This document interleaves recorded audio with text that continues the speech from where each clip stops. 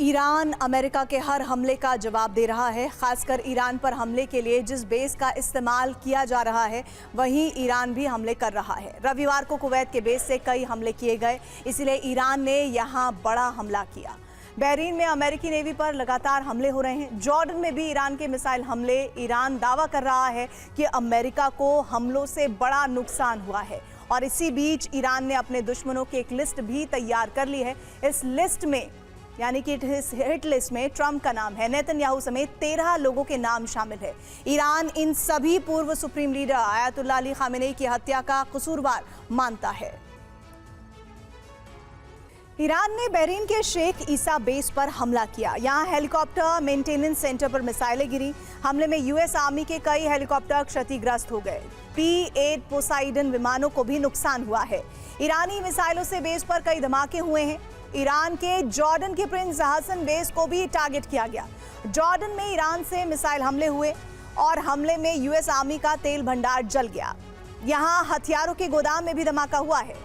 Jordan में patriot की तैनाती है, लेकिन डिफेंस सिस्टम बेअसर साबित हो रहा है। ईरान की हिट लिस्ट से जुड़ी 2 खबरें 2 अखबारों में प्रकाशित हुई। हम शहरी अखबार में एक ऑनलाइन इंफोग्राफिक जारी किया। वतन-ए-इमरोज ईरानी अखबार में भी ईरान की हिट लिस्ट प्रकाशित की गई। सूची में शामिल 13 लोगों में सबसे ऊपर वाली लाइन में इजरायली पीएम नेतन्याहू, अमेरिकी राष्ट्रपति डोनाल्ड ट्रंप।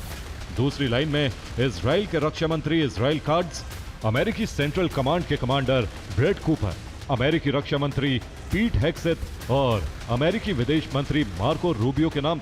तीसरी पंक्ति में इजराइल में अमेरिकी राजदूत Mike Huckabee, Israeli army chief of staff Eyal Zamir, Italy की प्रधानमंत्री जॉर्जिया मेलोनी और इजराइल के विदेश मंत्री गिदोन सार शामिल थे। आखिरी पंक्ति में जर्मनी के चांसलर फ्रेडरिक मर्ज, फ्रांस के राष्ट्रपति इमैनुअल मैक्रों और ब्रिटेन के प्रधानमंत्री कीर स्टारमर। कुवैत का आरोप है कि ईरान ने कुवैत के द्वीप पर हमले की कोशिश की। कुवैत के द्वीप पर चीन की मदद से प्रोजेक्ट जारी। कुवैत का द्वीप फारस की खाड़ी का उत्तरी सिरा है। कुवैत का द्वीप टारगेट क्यों बना, इसे समझने के लिए फारस की खाड़ी के उत्तरी छोर की स्थिति को समझिए। कुवैत का दावा है कि ईरान ने बुबियान द्वीप पर हमले की कोशिश की। कुवैत की इस द्वीप पर मुबारक अल कबीर पोर्ट के यहाँ चीन आधुनिक बंदरगाह का निर्माण करवा रहा है। यही समुद्र के बेहद संकरे रास्ते के जरिए इराक का कस्न पोर्ट जुड़ा हुआ है और इसी रूट पर आगे इराक का खोर अल जुबैर पोर्ट है। ईरान इसी बुबियान पर कब्जे की कोशिश में है। ये फारस की खाड़ी का उत्तरी छोर है। इराक की तरफ से जहाज यहीं से फारस की खाड़ी में एंट्री लेते हैं। इराक से खाड़ी का यही इकलौता रूट है जो कार्गो भेजने के लिए बेहद अहम है। माना जा रहा है कि इस रूट पर ईरान नियंत्रण की कोशिश में रहता है ताकि इराक और कुवैत में अमेरिका के लिए नई मुश्किलें पैदा हों, वही चीन की ईरान पर निर्भरता और बढ़ सके। और समुद्र में मौजूद बेहद संकरे रास्ते का नाम खोर अब्दुल्ला है। ये उत्तरी फारस की खाड़ी का मार्ग है। कुवैत इराक के बीच का रास्ता है और इसे फारस की खाड़ी का एंट्री गेट भी कहा जाता है। खोर अब्दुल्ला रूट ही आगे जाकर खोर अल जुबैर मार्ग से मिलता है और इराक के व्यापार के लिए बहुत अहम है। ईरान ने जिस मुबारक अल कबीर पोर्ट पर कब्जे की कोशिश की, इसी को लेकर कुवैत चीन में डील हुई है और चीन ने यहां कुवैत के साथ 4.1 अरब डॉलर का समझौता किया है। अब चीन के फंड से निर्माण हो रहा है। आगे इराक का कस्न पोर्ट है। ये इराक के गहरे पानी वाला बंदरगाह है और हर साल यहां से 80 लाख टन कार्गो का परिवहन होता है। कस्न पोर्ट समुद्री सिल्क रूट का हिस्सा है और यही वजह है कि अब ईरान की नजर इस इलाके पर है।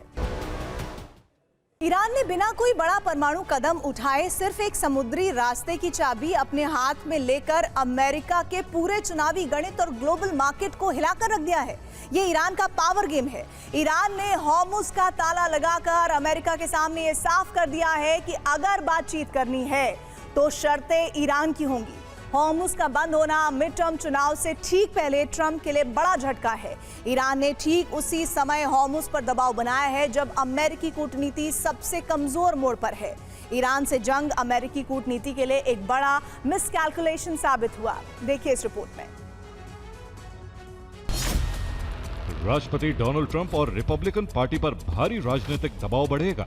राष्ट्रपति ट्रंप ने सत्ता में आने के बाद पेट्रोल के दाम $2.5 प्रति गैलन तक लाने का वादा किया था, लेकिन हॉर्मुज संकट के कारण कच्चे तेल की कीमतें 80 से $100 प्रति बैरल के पार चली गई, जिससे पेट्रोल के दाम घटने के बजाय बढ़ रहे हैं।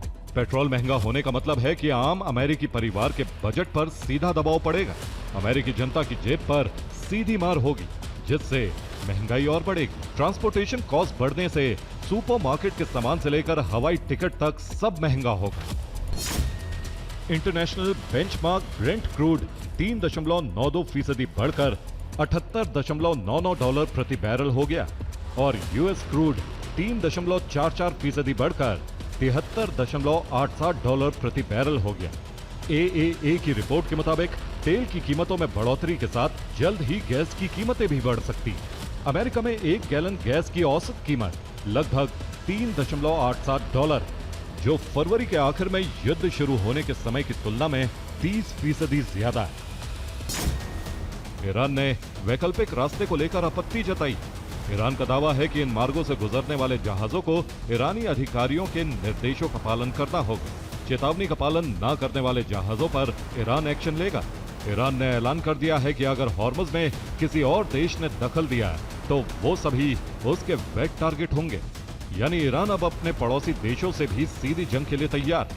यानी हॉर्मुज की व्यवस्था में दखल देकर कोई भी देश अपनी ऊर्जा संसाधनों को तबाह करने का न्योता ही देगा।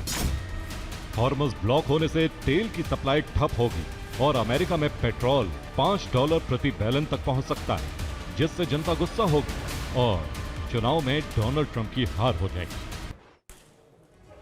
एक तरफ दुनिया अमेरिका ईरान के टकराव में भविष्य का अनुमान लगा रही थी कि दूसरी तरफ यूक्रेन और रूस ने नई रणनीति के तहत शुरू हुए हमलों में युद्ध को नया मोड़ दे दिया है। यूक्रेन ने रूस की रीढ़ पर प्रहार शुरू कर दिया है, तो रूस ने भी प्रतिशोध में यूक्रेन के विनाश की पटकथा लिख दी है। अब यूक्रेन का मिशन रूस की तबाही के साथ क्रीमिया को हासिल करना बन गया है, तो पुतिन ने संपूर्ण यूक्रेन दहन की फाइल पर साइन कर दिया है। अब इस रण क्षेत्र में क्या है यूरोप की भूमिका, इस रिपोर्ट में देखिए। 24 घंटों का प्रतिशोध, 1600 सैनिकों की मौत, क्योंकि जर्मनी ने यूक्रेन के लिए 50,000 खतरनाक ड्रोन के लिए फंडिंग का ऐलान कर दिया है कि 9 जुलाई को तवेर क्षेत्र में यूक्रेन ने तेल भंडार डिपो पर ही हमला करके उसे तबाह कर दिया था और 13 जुलाई को ताजा ड्रोन हमलों में मॉस्को को दहला दिया, जहां नागरिक ढांचा ध्वस्त हो गया। उन्होंने दावा किया है कि अजोव सागर और रोस्तोव क्षेत्र में रूस की शेडो फ्लीट के 14 जहाजों को रात में नष्ट कर दिया गया है, जिसमें 10 तेल टैंकर और 4 नौकाएं शामिल, जिसका केंद्र है क्रीमिया। इसमें कर्च स्ट्रेट से क्रीमिया पहुंचने का समुद्री रास्ता बंद कर दिया गया है। कर्च ब्रिज पर भी यूक्रेन के हमले लगातार जारी हैं और मारियुपोल में मौजूद रूसी सैनिकों को भी क्रीमिया तक पहुंचने से रोकने के लिए हमले जारी हैं। ट्रंप के करीबी सहयोगी और अमेरिका के हार्डलाइनर सीनेटर लिंडसे ग्राहम की अचानक मृत्यु हो गई।